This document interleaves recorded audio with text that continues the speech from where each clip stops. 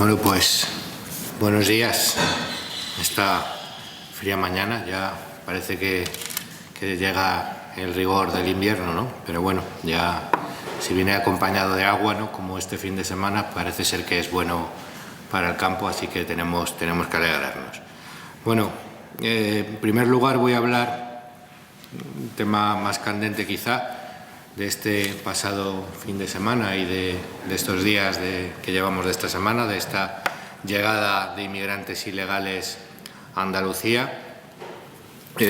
Bueno, en primer lugar tenemos que decir que esto es algo que lleva sucediendo durante todo el mes de noviembre y que nos consta que se ha producido en Sevilla, en Granada y también creemos que en Málaga. Y lo cierto y verdad es que desde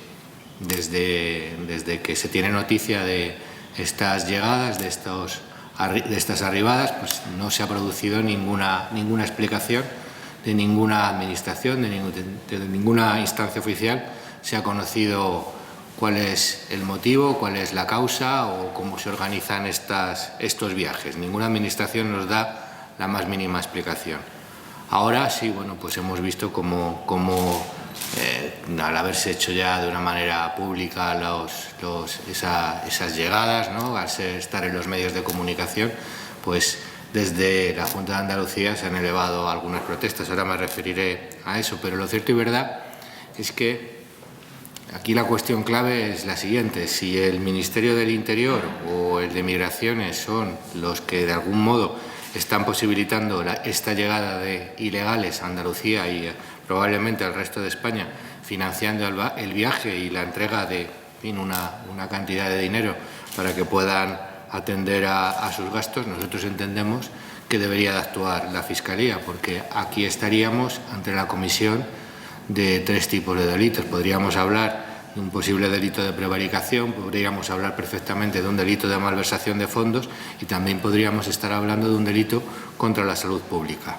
Si esta misma actuación, si esta organización de viajes de ilegales que se desplazan desde Canarias hasta Andalucía es organizada, pues es, digamos, de algún modo instrumentada o puesta en marcha a través de una ONG interpuesta que se subvenciona con cargo al erario público, pues diríamos lo mismo. Ya está tardando la Fiscalía en investigar y en ver cómo se está produciendo esos hechos. Porque lo que es indiscutible es que si se está haciendo con cargo al erario público, se están vulnerando digamos, las estructuras o el asesoramiento o la ayuda de alguna administración, se están vulnerando gravemente nuestras normas de inmigración y de extranjería. En este sentido, convendrán en que es impresentable y que también es indefendible que se ponga a pasear por todo el territorio nacional a inmigrantes ilegales sobre los que se renuncia voluntariamente por parte de las administraciones a ejercer el más mínimo control, y que, bueno, pues cuando en términos comparativos tenemos a toda Andalucía y a gran parte del resto de España confinada perimetralmente en sus localidades. Es decir, un ciudadano no puede desplazarse a otra localidad para visitar a sus padres, pero sin embargo hemos visto cómo se traen desde Canarias a Granada a una serie de ilegales que van a viajar sin ningún control por donde les plazca. No sabemos ni siquiera en qué situación sanitaria se encuentran. No conocemos si se les han hecho test para evitar la propagación de la pandemia.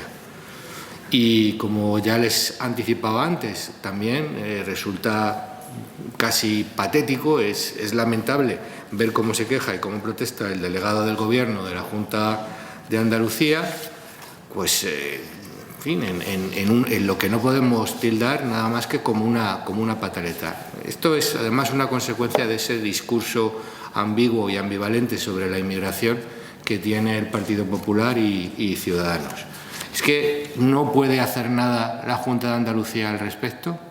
Entonces, ¿para qué nos sirve el Estado autonómico? Nosotros llevamos 2 años.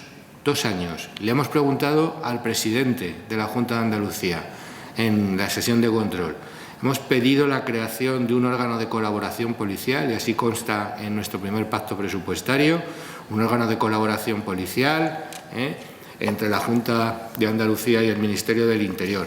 Si se hubiera trabajado en ello con convencimiento y si se hubiera hecho de verdad, probablemente ahora mismo la Junta de Andalucía contaría con un instrumento para enfrentarnos a este problema y no tendría que limitarse a esa rabieta que finalmente no nos lleva a nada. Ahora mismo la Junta de Andalucía es como ese boxeador sonado que no sabe de dónde recibe los golpes y que no tiene ningún instrumento a su disposición porque no ha querido tenerlo. Nosotros le pedimos, además, también en una sesión de control, y así se lo dije expresamente al presidente de la Junta, que remitieran al ministro Marlaska en una caja con un lazo, si no se los querían, porque decían que no se los querían recoger, pues que se los remitieran por correo, en una caja con un lazo, todos los datos sobre los ilegales atendidos por el SAS.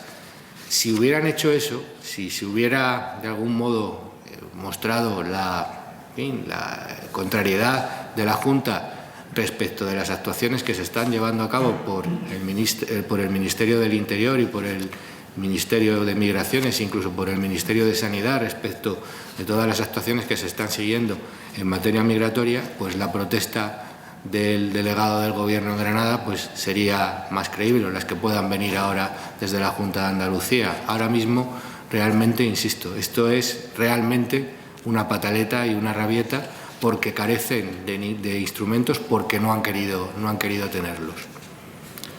Y luego me voy a referir brevemente al otro de los puntos, que es, la posible ampliación de horarios para la hostelería y el comercio, algo que está encima de la mesa, de lo que probablemente, con toda seguridad, se va a hablar por el Gobierno, en el Consejo de Gobierno en esta mañana. Y bueno, nosotros en ese sentido la posición de Vox ha sido clara desde un primer momento. Siempre hemos manifestado que es necesario ampliar los horarios de apertura tanto en el Canal Horeca como en el comercio. Desde nuestro punto de vista no hay ningún dato, no hay ningún estudio que avale que ese cierre de esos establecimientos, ese cierre anticipado de esos establecimientos se traduzca directamente en un número menor de contagios. O a la inversa, tampoco hay un dato, un estudio que nos diga cuántas personas se han contagiado en los comercios o en establecimientos de hostelería. No tenemos información al respecto, o sea que a fin de cuentas ha sido de nuevo otro palo de ciego que ha propiciado la Junta de Andalucía, en este caso a dos sectores ya de por sí muy castigados por la evolución de la pandemia, como son el Canal Horeca y el comercio, pero que no han ido a su vez acompañados de medidas sanitarias o profilácticas, que hubiera sido lo deseable. Sabemos además que tanto en la hostelería como en el comercio hay unas medidas sanitarias en todos esos locales, en todos esos establecimientos, que además tienen unas sanciones muy severas en caso de no seguir esas instrucciones, de no cumplir con esas normas, y sabemos que de ese modo que mientras las personas que están en la calle están o en un establecimiento de hostelería o en un comercio, sabemos que se están cumpliendo las normas sanitarias, cosa que desconocemos pues en otros ámbitos, ¿no? Entendemos que esa ampliación de horarios pues puede ser un instrumento muy eficaz para la reactivación económica y además, pues ya incluso desde un punto de vista práctico, pues evitaría las concentraciones de clientes en unas fechas como estas, las navideñas, en las que pues hay una mayor afluencia de público al comercio, y con un horario más amplio pues evitaría esas horas punta con un mayor número de clientes, ¿no? Y dicho esto, pues me pongo a su disposición. Sí, yo quería preguntarle, porque esto último que ha estado comentando acerca del días, pero no se sabe cuánta gente se ha podido infectar en la pandemia. Le oigo muy mal, perdone, ¿eh? Es que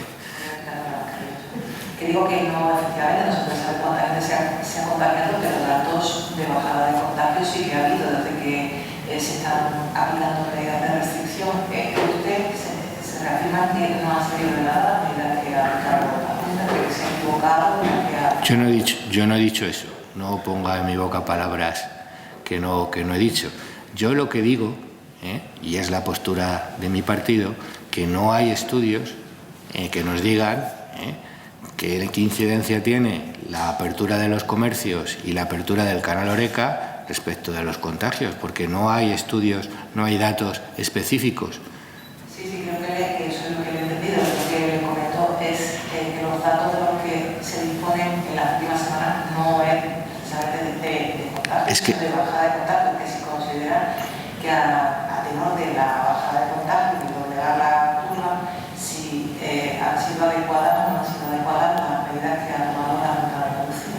Claro, pero por esa regla de 3 es que hay más medidas, además de lo que es evidentemente, hay muchas restricciones a la movilidad que acompañan también a esas medidas del canal Horeca y del comercio. Pero es que por esa regla de 3, si volvemos a un confinamiento general y nos quedamos todos en nuestras casas durante 3 meses, seguro que bajan también los datos. Ahora, lo que no sabemos es lo que nos encontraremos cuando salgamos de nuestras casas a la calle. Ese es el problema. Entonces, nosotros podemos entender el discurso del equilibrio, pero para que nos hagan ese discurso del equilibrio, el discurso del grifo abierto, del grifo medio cerrado, del grifo cerrado, pero tiene que ir acompañado de estudios que avalen que efectivamente esa reducción de horarios supone que en esos, insisto, que en esos comercios, en esos locales de hostelería, pues estaban produciendo contagios, y ese dato no lo tenemos.